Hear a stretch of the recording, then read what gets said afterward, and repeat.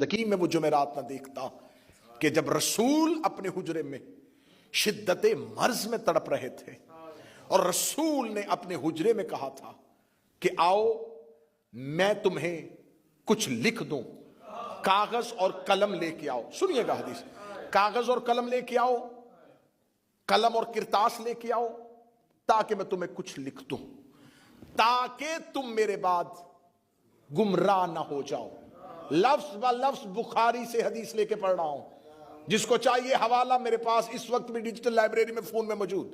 7 मकामात में सही बुखारी में, मुस्लिम में, जितनी किताबें चाहोगे उसमें लिखा हुआ है। रसूल अल्लाह ने कहा कि मुझे कागज और कलम दो, मैं तुम्हें कुछ लिख दूं, ताकि एक एक लफ्ज पे गौर करना, ताकि मेरे बाद तुम गुमराह ना हो जाओ।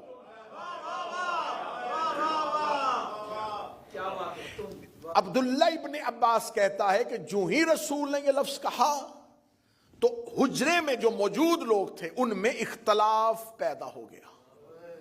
मैंने कल की मजलिस में कहा था, इख्तलाफ नबी की जिंदगी में हुआ।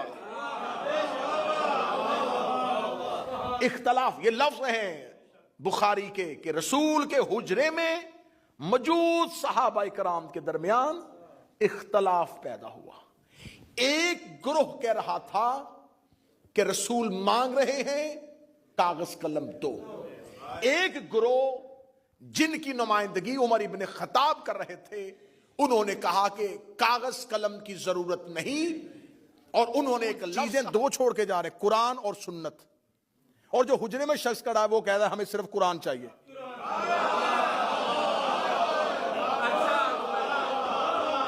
अब तुमने हदीस तुमने बदली, हमने नहीं बदली।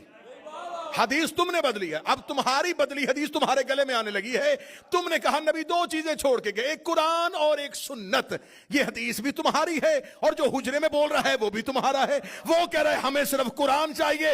अब सर नहीं, मुझे मजमे की जुबान से ताई चाहिए। जब उसने कह दिया था हमें सिर्फ कुरान काफी है, तो तुम्हारा फिरका अहले कुरान होना चाहिए था, अहले सुन्नत नहीं होना चाहिए। 4432 चौथी जगह पे आई, 7366 ये 5वीं जगह पे आई है, 3053 और 5669 ये है 7 वो हदीसों का नंबर जिसमें बुखारी ने हदीस किरतास को लिखा। अब मैं जो हदीस आपके सामने पढ़ने लगा हूं, इस हदीस को फिर बुखारी ने 6576 पहला नंबर, 2367 दूसरा नंबर, 6582 तीसरा नंबर,